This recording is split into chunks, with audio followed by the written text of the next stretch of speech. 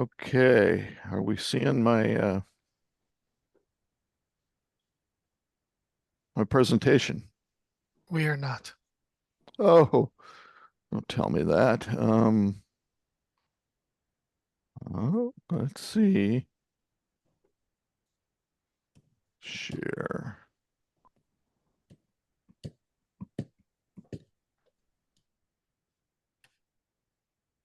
Okay, there we go.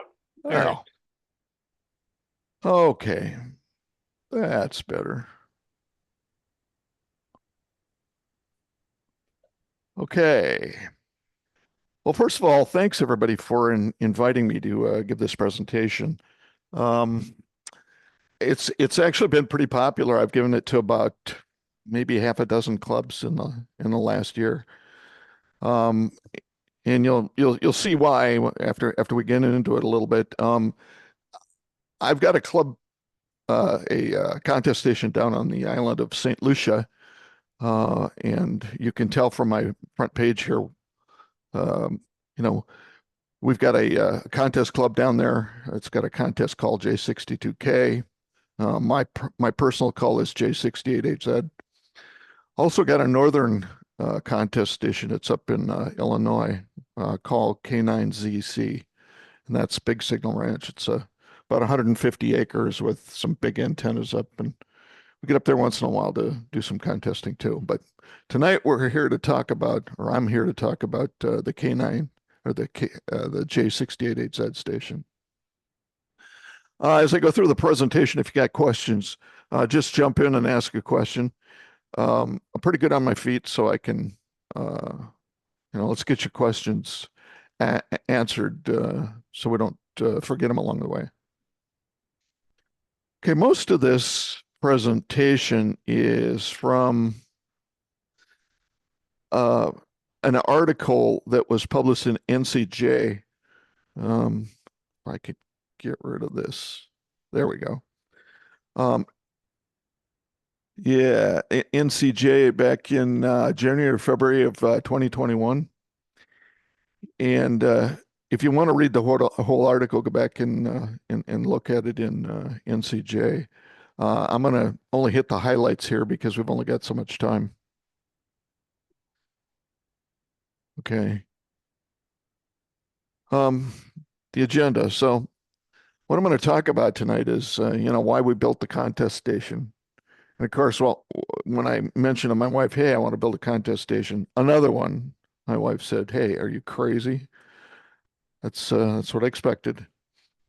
First part of building a contest station is, as you all know, is finding the right location. I mean, some of us built contest stations around our house or existing properties, but I was looking for something a little different, something that had great propagation, something where we could bring people in and do some contesting that wasn't just contesting, but was also kind of a family gathering or a family vacation for some people.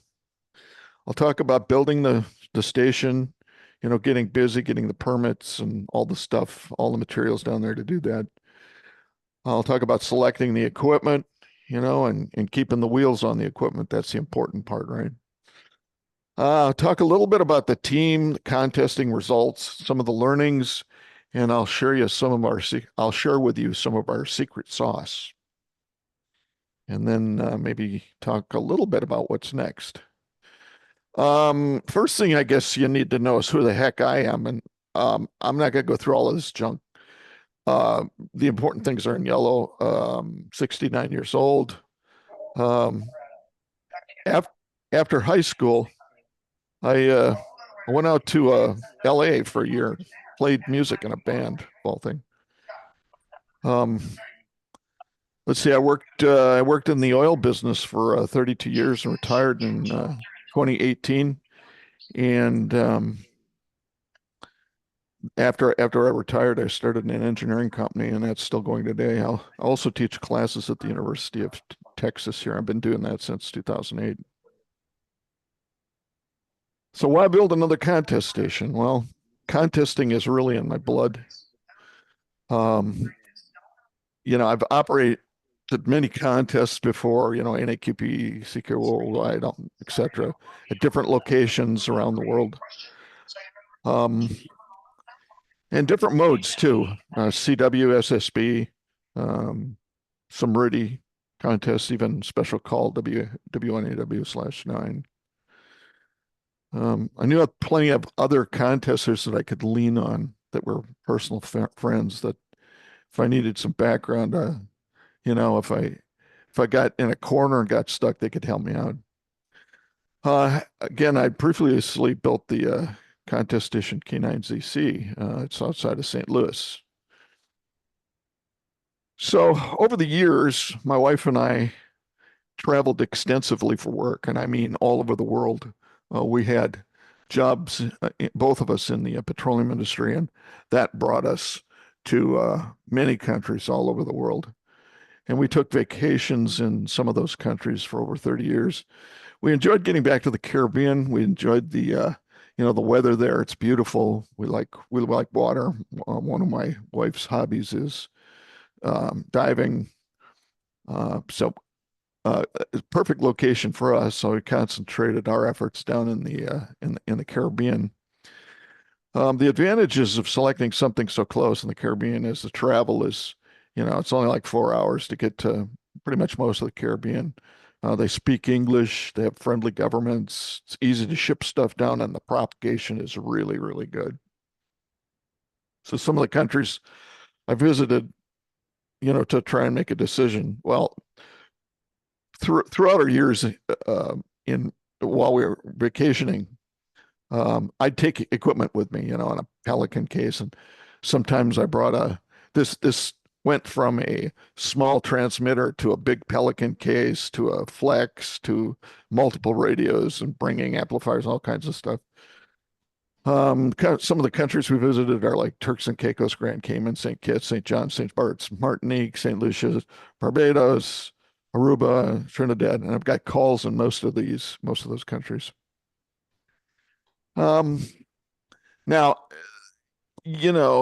getting ready to build a contest station or finding a place to put up a contest station, you don't want to put up a contest station on an island that's already got one. That's kind of defeats the purpose.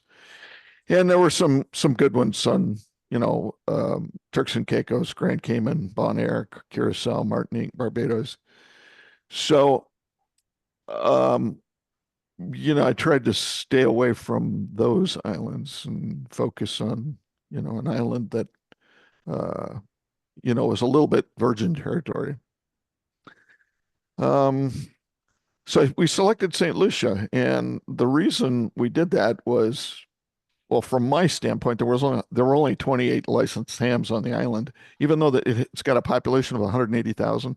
So very few hams, no contest stations, and what contest work had been done on the island mostly was people coming in to do a shorty contest over the weekend and then leaving. There was a pretty active ham down there. His name is Franz, J69DS, and he's hosted some contests, but he's got a really small station, a 3-element tribander. It's the largest antenna really on the island. There's a tower limitation on the island, and that stems from hurricanes restrictions. And in fact, that also translates to the buildings down there. They don't build buildings over 3 stories. There were very few 80-meter antennas. I think there were only 2. One was a loaded vertical, and the other one was a dipole on the island, and there weren't any 160-meter antennas. So again, that's pretty virgin territory. If you look at the most wanted contacts for St. Lucia, you would find 160 is highly prized for contacts. One of the things about St. Lucia is mountainous terrain, so it's great for antennas if you find the right place, if you're up on the right mountain. It's got good power, 240-volt, 50-cycle power, 180,000 residents. It's got a robust housing market, meaning you can find houses pre-existing real estate to buy. So the drawbacks is it's not a CEPT country. So if you need to, if you want to get a license down there, you have to get, you can't, there's no, since there's no CEPT reciprocal, you have to get a license. And that can take sometimes up to 6 months. One of the odd things is on 40 meters, SSB part of the band starts at 7150 instead of 7125, and that's the only band that has any difference from the structure in the USA. There's no electronic support on the island, meaning you can't, something breaks, you can't get in the car and drive to JX Engineering. There's no such thing. In fact, it's hard to even just find zip cord on the island, kind of thing. But the island's got a real family appeal. It's great for the whole family. My wife loves being down there, and all the people we bring down, the families, they love it down there. So back in 2014, now this was what I thought was going to be 6 years away from retirement. We started a search for our retirement home, contacted a local real estate agent with our needs. We told them we were looking for an existing structure because trying to build a home down on St. Lucia while we were still working and, nobody was around that I could trust to kind of steward that. It's just impossible for us to do. So we're looking for something that was pre-built. Here's something: the housing prices really aren't tied to anything, meaning there's no, I would call it a fungible housing market, or it's the kind of thing where if the buyer and the seller can agree to a price, that's pretty much what's going to happen, even if it's a shack in the woods or if it's a hotel. You need to get a foreign landholder's license in order to purchase property down there, and that can take quite a while, 6 months to a year. But there's a way around that if you put together a company and the company buys the foreign landholder's license, and you put the property into the company. Then all it takes for you to sell the property is just to sell the shares of stock to somebody else, and since the landholder's license is already in the company. So for us, it took 2 years from start to finish. Finding the right place, 9 months to complete the sale. And finally, we were able to purchase Villa Grand Piton, and I'll show you some pictures of this. But it's a 4-bedroom modern villa. It was built by an artist, fairly well-known artist from the United States, who went down there and built the place. A few years later, his wife passed away, so he wanted to sell the place. So it's fairly new. 4,000 square foot ranch with a pool. It sits on top of a mountain with a 360-degree view up at 650 feet above the ocean. And after we bought the place, we had this oops kind of a moment. Wait, hey, neither of us are retired, so what are we going to do with this place? So we got into the rental business, and so we actually rent this place out. And it's been a great rental business for us. And since then, we've bought other properties, and most of the property around us. I'm going to show you that in a minute. And then we made, of course, the next irrational decision, which was to buy more property, the property next door and all the stuff around us. For those of you who don't know, St. Lucia's in this red circle down here. It's down below Dominica, Martinique. It's west of Barbados. St. Vincent is right below St. Lucia. That's where Kevin W1DED was for WPX. When we worked him and talked to him. But that's where we are. We're actually much closer to South America than we are to the United States. In fact, I think that's only about 200-ish miles. Okay. This is what it looks like from the air, from a drone. We're on the west side of the island. If you look at this map down here in the lower right-hand corner, there's kind of an indentation here that's called Soufre. That's where we are. And that little indentation is between our villa and these two big mountains that you see in the picture. So there's a cove that goes back into the left over here on this picture above. And that's this cove here on the map. And then this piece that sticks out on the west side it sticks out. In fact, it's for this part west of on the island.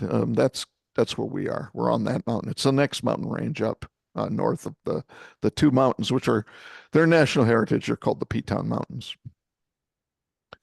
So here's the villa. Here's what it looks like from the air. You're looking due north here, and I'll show you in a minute. The property just to the right, that's a little bit further up the hill. That's where the towers are. That's where we actually are going to build our retirement home. We've decided to keep the villa and use that as a rental property, and we'll just build our retirement home on the next property where the antennas are. This is kind of a map that shows a red outline, and that's the property that we own. It's right at the very top of the mountain, with our Villa Grand Piton in the center. And I don't know, there's plenty of room for expansion, I guess. It's maybe I don't know how many acres that is, but it's good enough where we're going to have some extra antenna space now. We can spread out with the antennas a little bit. So getting this started, building the station, I talked to the NTRC down there. That's their version of the FCC. Of course, I had to do that to get my J68 license, but talk to them about the tower restriction, 60 feet, and they won't budge from that. So 60 feet is all I got. But where I place the tower, and you're going to see this, I put it right on the ridge of a mountain, and the ridges fall off by greater than 45 degrees from the tower, and very, very sharply, very, very narrow ridge. So even a 40-meter beam up at 60 feet plays as if it were much, much higher than 60 feet. In order to, the first thing I had to do is get a building permit. I did that in 2018. It took 9 months to get the building permit. I shipped down tools in preparation of putting the tower in, cement mixer, hydraulic rebar bender, because there aren't any cement trucks down there. It's not like you can just order up ready mix. You have to mix everything on site, bring up bags of cement in a pickup and mix it all on site. The initial antenna design was for 160 through 2 meters, inverted V's on 160 and 80. We later put up a high tower for 160 and 80, and now we've got a 4-square in the process of being put up. The original beam is a 5-element step-IR DB42. It's 5 elements on 20 through 10 and 3 elements on 40. Later, we put up a second 4-element step-IR, and that's at 35 feet on the tower, but again, because we're up on that ridge, it plays like it's a lot taller than that. We've got the 2-meter antenna up there, and then we've got a bunch of beacon antennas that we use for VHF work. Tower is all Rowan 55G. I don't use anything but 55 and 65. M-squared rotor. We've got 1,000 feet of LMR 600. We had a jackhammer, because this is a volcanic island, and you probably figured that from looking at all the mountains on the island.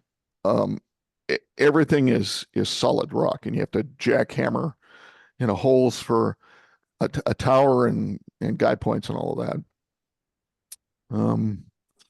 So to first start out, when we first started this business, all of the lines ran from the villa, the big Villa Grand Piton, out to the tower, which also meant, and the way the villa is set up, we didn't have a real room secure where I could leave the radio set up. So every time we went down for a contest, we had to set up the radios and then tear them down. So the station started as a multi-single, and the DB42 went up one day before the ARRL DDX SSB contest in 2019. And I'll tell you some interesting stuff about that in a minute. But so this is us putting the tower up. I mean, it's not too different than what you would do here. Everything's manual though. We pulled tower sections up with a big, big Roan gin pole. This is the tower crew you see over on the right. You see the first section stuck in some concrete down the lower right. The requirement from their version of the FAA down there was I have a red light on top of this tower. So I had to put a light up on top of the tower. There are some helicopters that go over the tower to get to some of the hotels that are further up, and that's the reason for it. Some of these other slides just show putting guy points in on the side of a mountain and all of the jackhammering that went into that, and then all of the steel that went into the holes on the side of the mountain so that it didn't move. That's what you're seeing there. I've got, let's see if you can see this. When the antennas got done, they look something like this. If this picks up, there we go. Okay. So, okay, now you can see, okay, I see somebody's hand up. You can see what I'm talking about by there. There's a ridge. We're not actually seeing that. Oh, you're not. Oh, okay. Hang on a second here. Let me see if I can fix that. Zoom.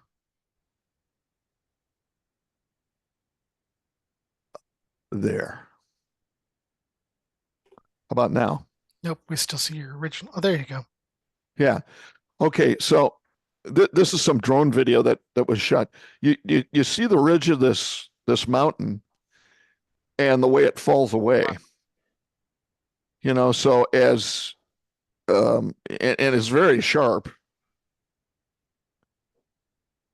So as we go up there, there's the antenna. I think that's looking south.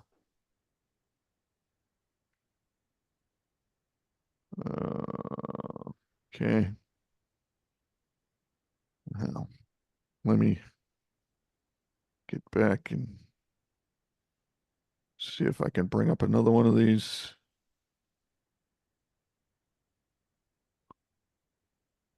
Got 3 of these videos that kind of gives you a good perspective of what all of this looks like. Okay.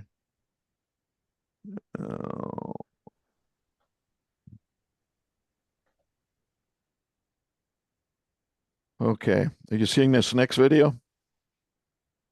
Yes. Okay. Okay. So now we're looking due south from the tower. Okay. Okay. So that's below the tower. Let's get up above the tower.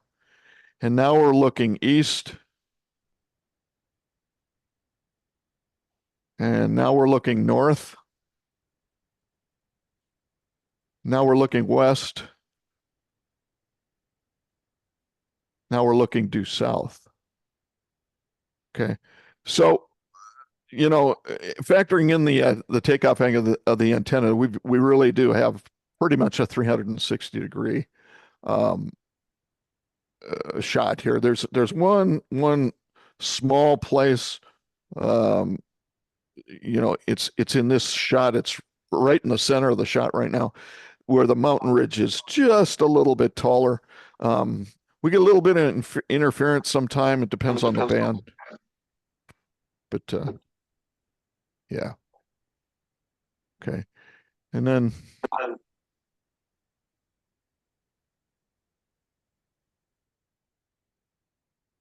got one more.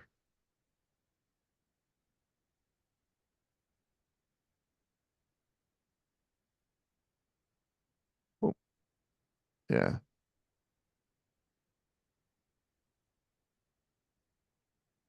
This one shows the land around the villa.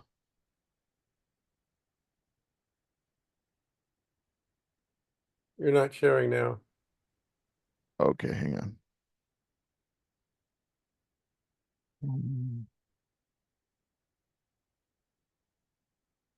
There we go. It's better.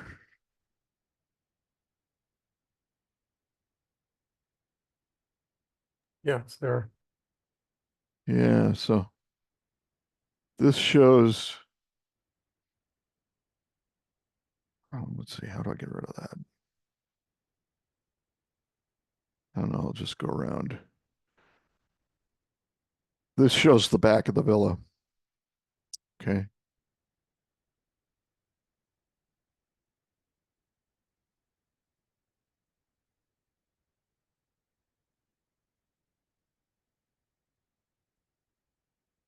So anyway, that's the logistics. I'll get back to, there we go. This, oh no, this. Okay. So, okay. So I said we also put up a high tower, and this is the high tower. It's west of the main tower. Actually, I wish it were east because we would have got better propagation of the United States out of it that way. But there's the tower. This is looking up at the station from the water. We're inside of that red circle, so we're right up there at the top of the mountain. And if you look over on the left, or sorry, the right-hand side, you can just kind of make the tower out. You see some of the white from the tower. Okay. So, okay. Oh, I'm sorry, Tom. Yeah, my question is where are you going to put the dish? Yeah. Oh, Gotta tell us about the dish. yeah. Yeah. I'm gonna put that on some of the property down a little bit further. You know that big circle that I drew up on top of the mountain? Well, it's gonna go off in one of those corners. So one of the rules in the Caribbean is you got to have at least two spares for everything. Okay, because it breaks down. If it breaks down, you're out of business. And twice now we've been in contests and we've had something happen where we've lost equipment and we've had to change the something about the contest that we didn't want to. We might have gone to from high power. We had an amp blow up. We've had terrible trouble with the KPA 1500. So now we've gone away from that. We use different amplifiers now, but we had terrible problems with the KPA 1500 blowing up. So we don't use that for contesting anymore. We use that for DXing. We've got a whole closet of 87 Alpha 87As. Right now we've got two K4Ds. That's what we use. We've got a bunch of K3s. We've got a ICOM 9700. Got two 7800s. Flex 6600. That I'm not exactly sure what I'm going to do to that. I'm not really happy with it. For amplifiers, we've got that KPA 1500 that we use for, like I say, DXing now. And we've got 487As. We use N1MM for logging. We also have a J68 offsite skimmer, which is just absolutely invaluable. And it's open, it's local, and it's also open to the public, so you can use it so that you can see what our propagation looks like down there. I use 403A antenna switches. I love the things. I've used several different antenna switches, and this is about the only one that stays together in the Caribbean weather. We've got some special lockout hardware, and I'll talk about that in a minute. I designed that myself. We use green heron rotor controllers, step-IR controller. Now, this is kind of interesting. We use Bose headsets with mod mics. Anybody that comes down, they can use whatever headsets they like, but we always make everybody use a mod mic. And the reason for that is because it's so easy to switch operators and you don't have to go in and mess with parameters in the middle of a contest. We've got 3 5 Bravo 4 AGN band filter boxes, and they work great for multi 2+ operation. And of course, one of the things that I learned at PJ2T is that when you take your gear apart and you store it, you put it inside a vacuum bag and you vacuum it out so that the rig doesn't corrode. Here's our operating positions, operating position 1 and operating position 2. It's fairly spacious. And this is just for a multi-2. We've since done some other things, and I'll talk about that in the secret sauce section. Here's some of us operating in the middle of a contest. Okay. And I can see we were still using the KPA 1500 back when I took these pictures. So the contest team, myself, a guy named Kyle Chavis to be a 4PGM. Kyle is actually my the crew manager. He's the guy that gets the guys for the contests. What I'm finding is it's way too much work to do to manage all the hardware and manage the ops part of the contest. I don't do that. Kyle and I have known each other for probably 30 years. We've worked together at a number of different stations, contests. Guy named Dan Hauser, W0CN, he's our secret weapon. He's one of the best contesters I've ever been with. When we get him and usually Kyle or myself together, we're capable. In the last 3 contests that we operated, we'll set the QSO rate record for the contest. It's a guy on the island that we brought in, to be one of the contest guys, J69DS, Mike Trowbridge, K4 RRU. There's a whole bunch of other people that have been down to contest with us. We kind of we put out calls sometimes if we're missing somebody and try and pick something up. Sometimes we learn some stuff from these people. One of the last ones, and we just started a youth program where we're bringing youth in. We're getting some funding to support, bringing them down and letting them operate, a first contest from outside of the United States. Some of the important factors with the team, I think everybody knows this. Everybody's got to work together well, and everybody contributes. Everybody has different skills, so we'll make sure that we put people in the right skill area so that they can contribute to the fullest. We have Zoom meetings every week to prepare for our contests, and we learn to understand and live with our failures. So if we don't come in number 1 in a contest, that's okay.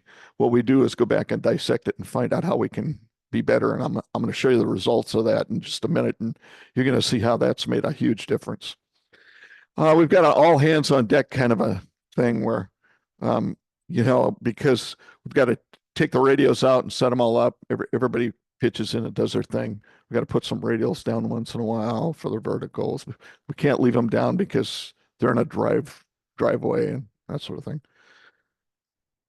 Here's some of the contest results. So, and these are in reverse chronological order. So this is the last one that we participated in. Now, just in the last year or so, we've gotten a contest called J62K. Before that, we were using J68HZ.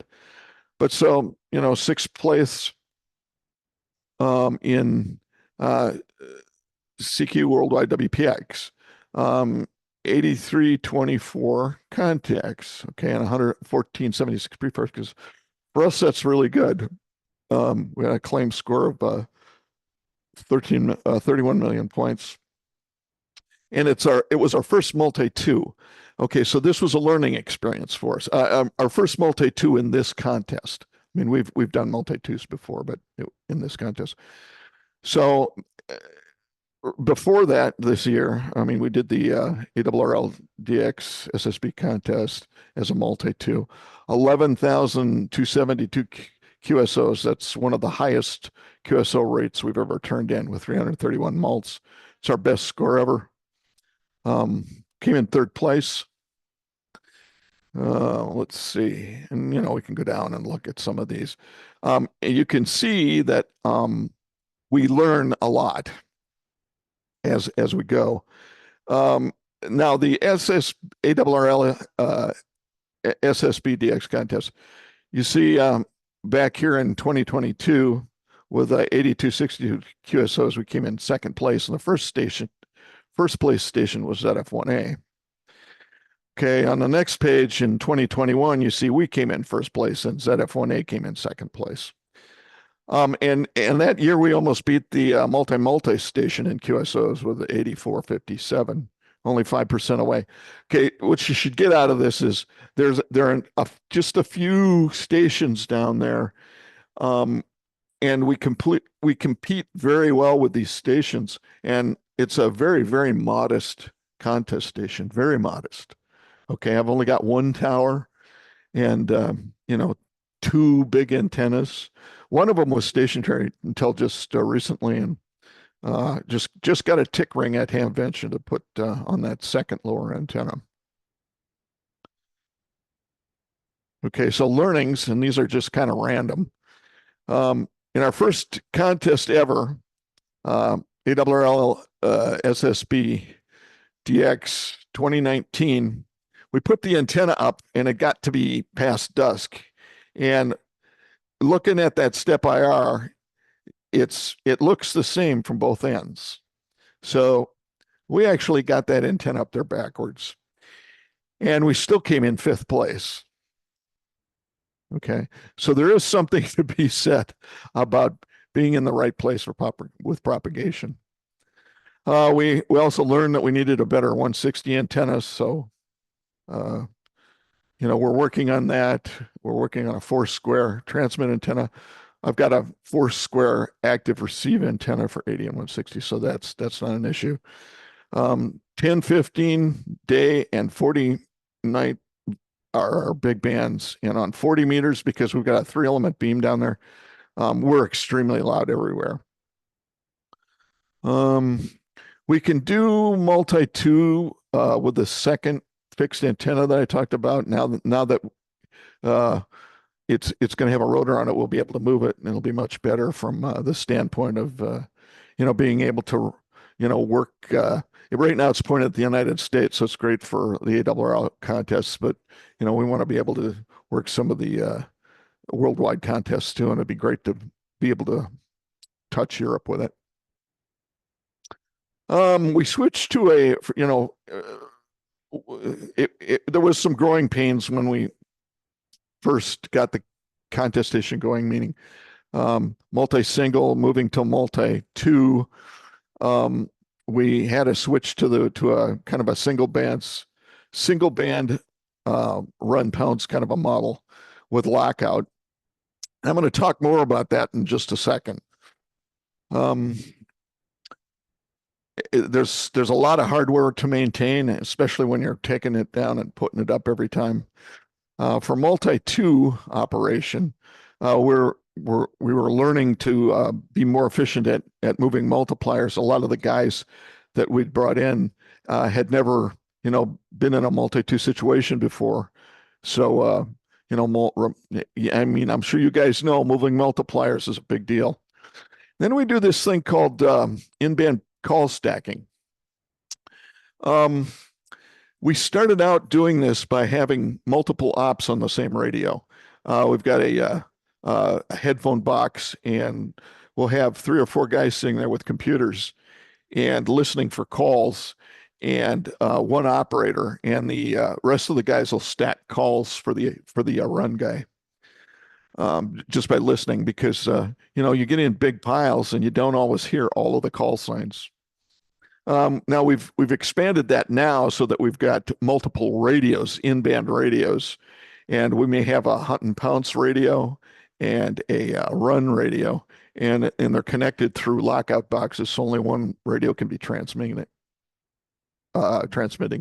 at the same time. And that's, I think that's getting to be almost the norm now. You have to do it if you want to win.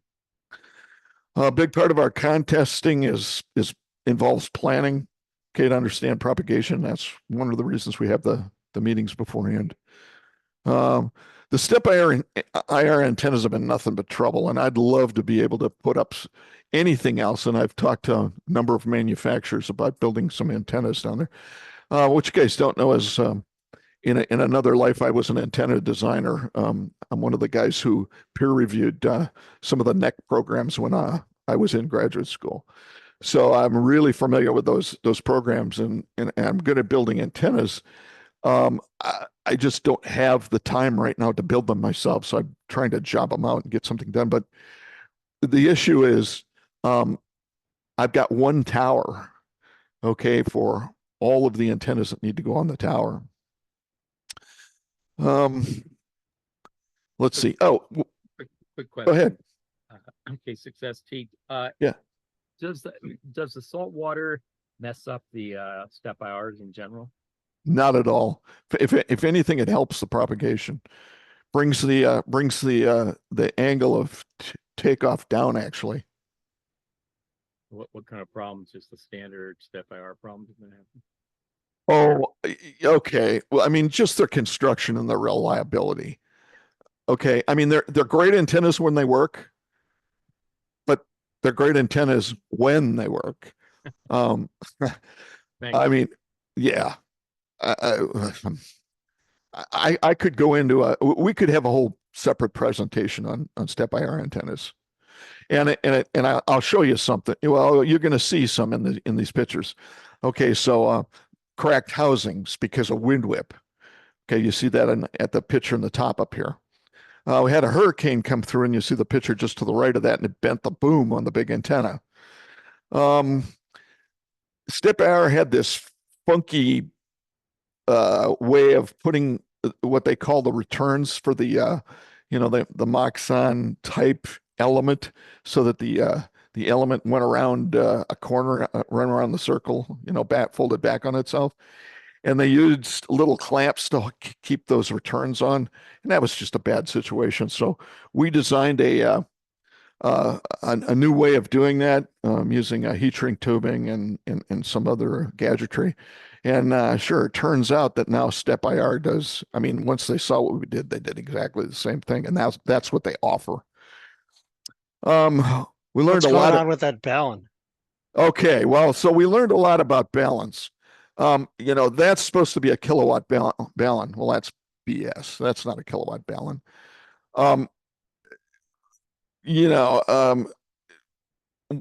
In CCS operation, and being that it's so hot down there, it's easy to burn stuff up.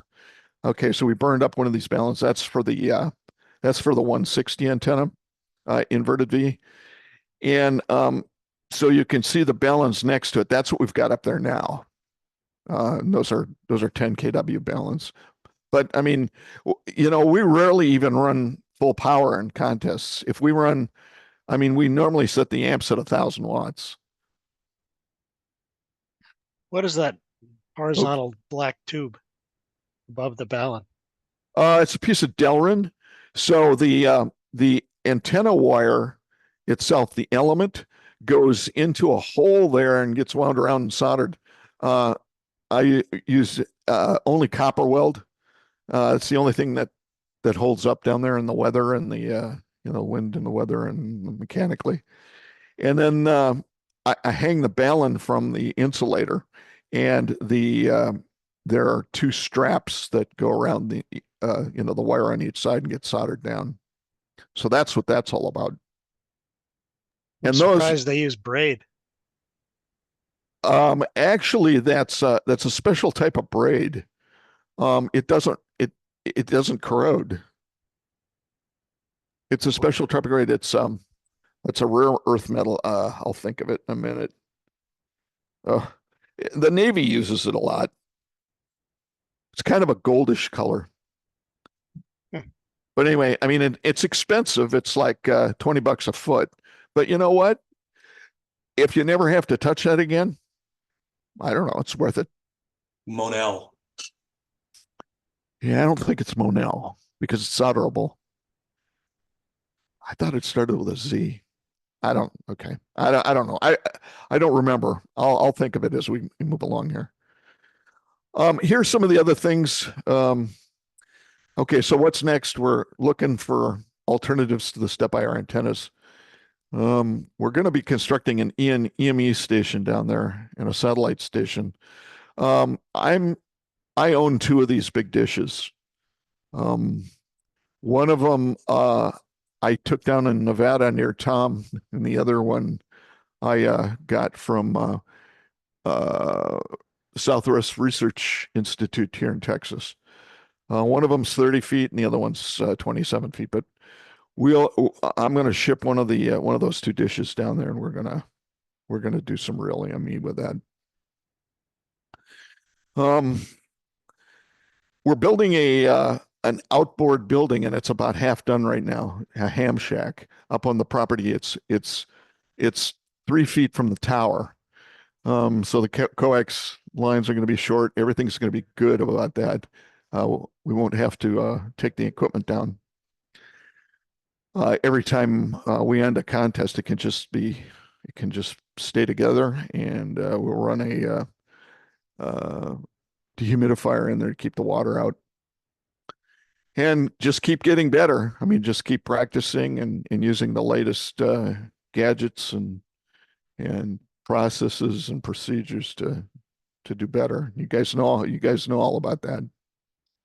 Here's some of the contest teams. This is one of the first contests that was ever run out of the villa. This is a bunch of doctors that came down. I rented the villa out, and we had this was the second contest, and this was CQ Worldwide, and the amplifier failed. The KPA 1500 failed. They wanted to do CQ Worldwide SSB high power multi-single, and the amp failed, so they had to do a multi-single low power, and I think that was a blessing because they actually came in sixth. And these are the kind of contest guys who would, yep, it's time for dinner, and everybody go and eat, including the operators, kind of thing. Here's another group, contesters. These guys you see a lot at my contest station. The guy on the far right's Kyle Chavis, WA4PGM. He's the contest ops manager. And then it's me next to him to the left, WA4RRU in the center. Next guy over is Franz, J69DS, and then W0CN, Dan. We like having fun at the station, so we always, as part of the when we finish contests, we go through and do a hot ones, 10 sauce wings. For those of you who know what this is, and so the process is to try and get up to the hottest, eat all the wings up to the hottest sauce. Anyway, any questions?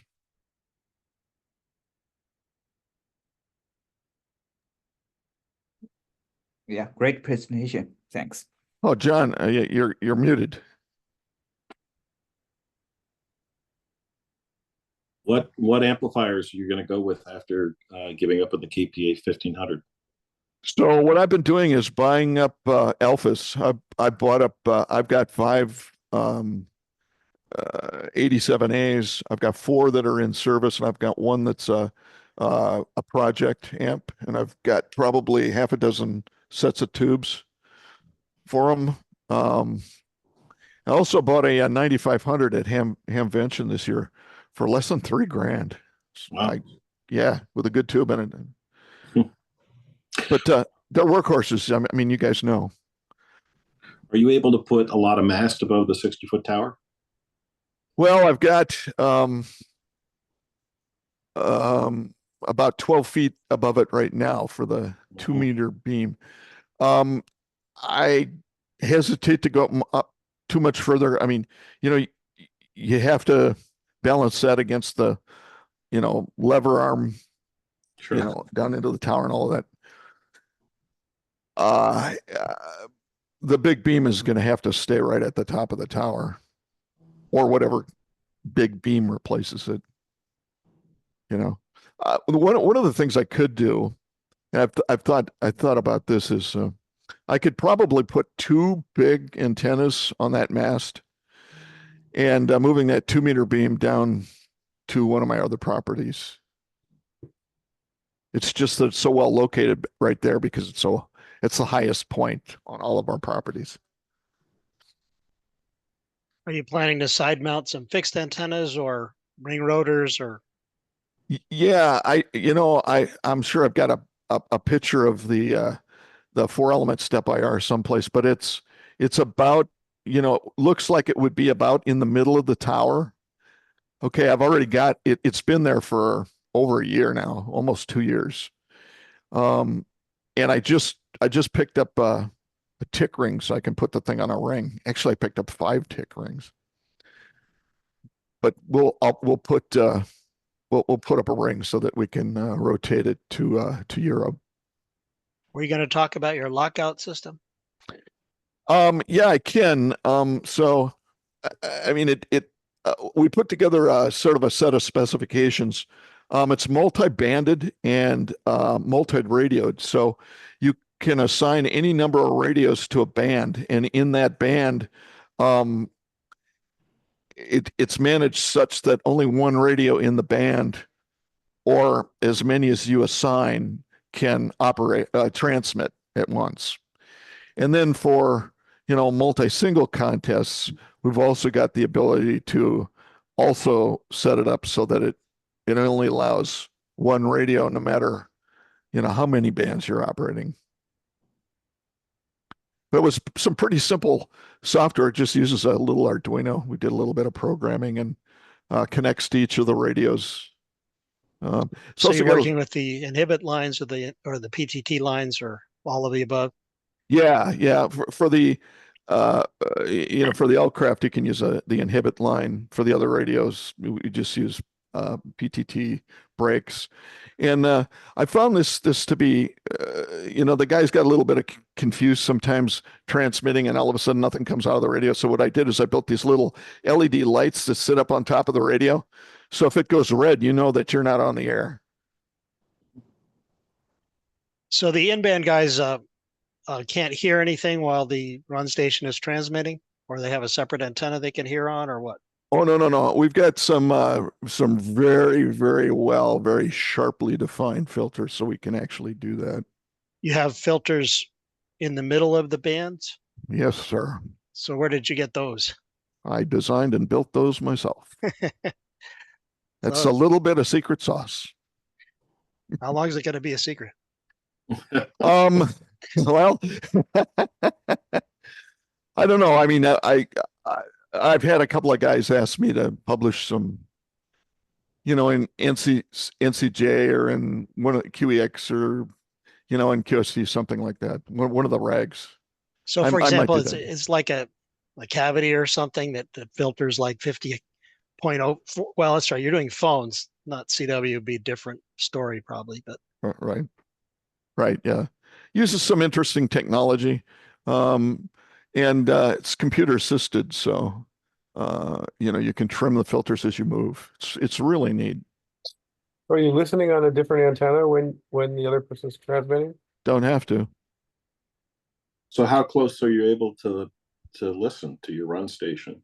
Well, yeah, therein lies the issue. And we keep track of the frequency of both radios. You don't want to get any closer than about 25 kc.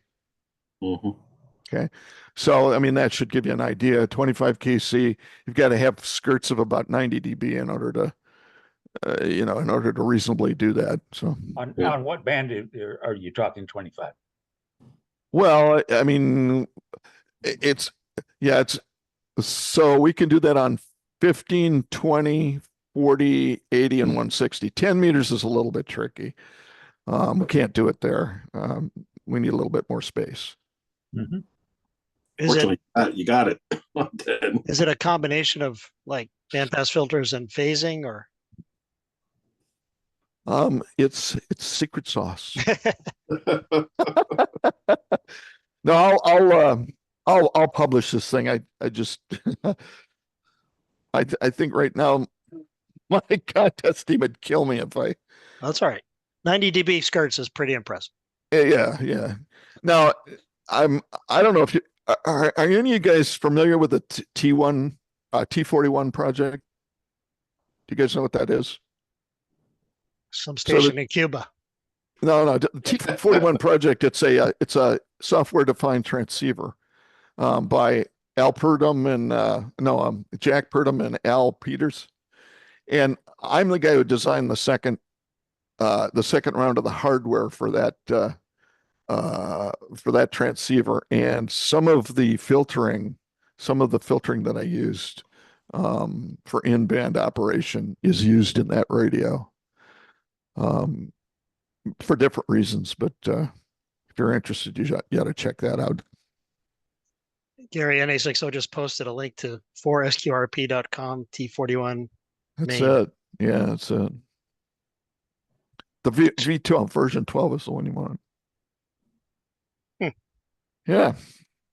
So what else? Get a question about what it takes to get down there. How often do you go with the team, not just a contest, but for all the building and the repairs and all that stuff? Besides a lot of money that I'm not going to ask about. Yeah. How often you guys have to go down there to just get the stuff up? So, so my wife and I get down there about every 2 to 3 weeks. Okay. And we'll stay for 2 to 3 weeks. So, back and we've learned to, because we've got animals, we've learned to kind of split that. So she'll be down there and I'll be up here and vice versa. Now we've got 7 people that work for us full time down there. And, one of them's a construction manager, another one's a business manager. So, they're good people. They're, I can just make up a plan for them, stuff I want done, show them what I'm thinking about and just give it to them and off they'll go. So that's a huge benefit. But yeah, I mean, that's what we do. And I've got enough frequent flyer miles to orbit Pluto now with all this travel down there. Is your wife a ham? I didn't see it. Oh God, no. She can't understand why we can't just call each other on cell phones. I should have figured out she wasn't one you had. Wife says, "Are you crazy?" Well, yeah. I mean, when I said, "Oh, I'm going to build another contest station," she said, "What?" I said, "Why don't you just go out and, like any other normal guy that's got a growth problem and buy a Ferrari."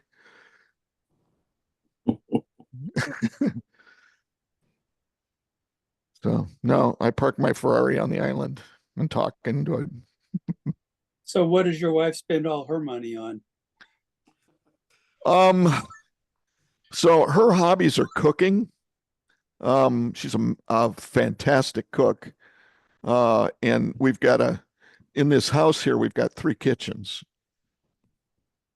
So she's constantly, you know, making something, doing something. She's got a special bread kitchen and all sorts of stuff.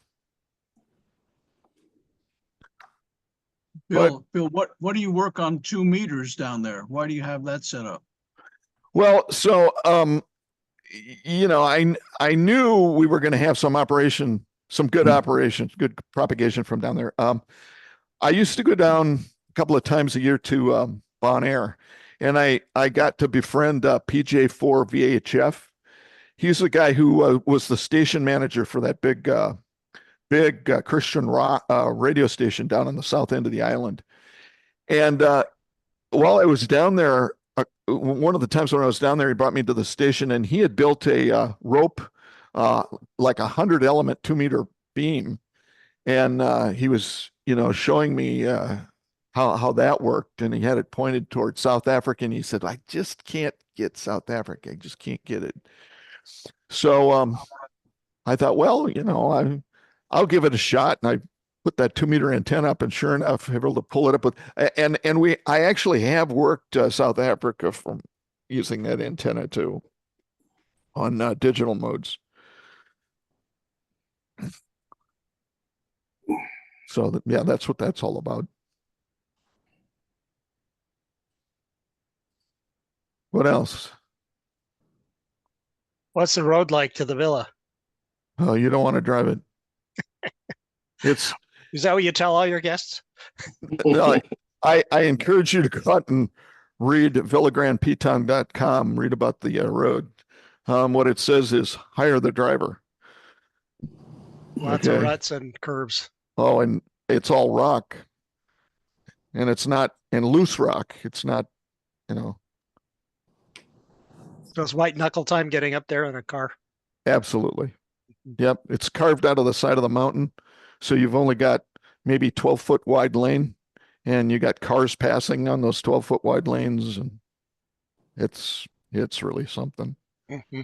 But you know, now I've been going down there for well, I mean, we've been going down there for 10 years. So it doesn't bother me anymore. First timers, I imagine it's a different story. Yeah. Oh yeah, definitely. You mentioned, Bill, no, no electronics on the island store to go to. What about medical and things like that? If depending what's some issue somebody had. Okay, well, now that's interesting. That's a good question. So it turns out there's a hospital in Soufrière, which is the town that we're in, so to speak. It's, you know, maybe 7-minute drive. But you know, they have a Ministry of Health there on the island, and they have a Surgeon General. And it turns out that one of the other guys, and in fact, I showed his picture on the tower crew. His wife is a physician on the island, and she works for the Surgeon General. And whenever I have any issues, I just get on the phone and say, "Hey, look, you know, Lynn, you know, can you see me?" And sure, she gets me in, gets me all fixed up. Now there is something else. We've got insurance, a special type of insurance that you can buy, and it's only $100 a year for $100 for me and $100 for her. And you guys could do this too if you ever go down, you know, outside the United States. You buy it, and it's good for a year. And if you have a medical issue, they hot shot you off the island. They put you on a plane immediately. What a bargain. For $100. I mean, so highly recommend that. What you guys didn't ask is how'd you get all that stuff down there? And that all went down in a sea container. I had to have a big, you know, a sea container shipped to my house, and we packed it up for a week, and the truck came and got it here in Houston and put it on a train to Miami and put on a ship in Miami, and down it went. You do single ops down there too? Oh yeah, yeah. When I'm down there by myself, I'll do single ops. Like, if there was an NAQP, I'd do an NAQP by myself. Or And the filter system and everything, you do SO2R with it? I could. I've never done SO2R down there, but I could, I suppose. No reason I couldn't. Did the licensing authority require the tower be painted, or was that just your? No, it was actually the planning commission. There are three entities I had to deal with down there. The NTRC, which is their version of the FCC, the planning commission, which are the people who give you the okay in order to build anything anywhere, and then something called SLASPA, which is their version of the FAA. And between the three of them, and that's what took so long. That's what took 9 months to get the permit. I mean, how I go to them and say, hey, I want to put up a tower for ham station. And they'd say, what? And then I'd explain it to them and they'd say, what? And then they all had their different concerns. Like SLASPA said, oh, you need to go to the fire department and talk to the fire department. So if in case your tower falls down, doesn't get across the wires and cause a forest fire. Well, I don't put up towers like that fall down, and it just, they had all kinds of odd situations that I had to be prepared for. Anyway, and get signed off. I don't know. Maybe it's like that out in California too. And a follow up on that, Bill, I was just looking up, it says St. Lucia is part of a British, if I got it right, is part of a British Commonwealth. So if I got that right. So do they have their own, is it their own country as far as the FCC and all that stuff, or their own stuff, or do they have to do something with the Commonwealth, No, they got their independence in the 1970s from Great Britain. Their currency is the Eastern Caribbean dollar, the EC, and there are a number of Caribbean countries that use the EC. It's tied to the dollar in the United States. It's $2.60. No, it's $2.68 Eastern Caribbean dollars per US dollar. It's fixed. Just going back to radio, I'll say I have for small pistols to work you guys are really loud and consistently loud. It's not just it's up and down, but it's like I'll be on the band for 2 days and you guys are just always in Yeah, there. a lot of people have told us that, and this started, a couple of contests in. We'd have people come up and tell us on 40 meters, man, you are the loudest thing on 40 meters. And it's just the propagation there is just really so good. And I think it is on the islands around me too, like Barbados and St. Vincent, Martinique. It's just that my station is bigger than the guys on Martinique and St. Vincent. Not Barbados. Not Barbados.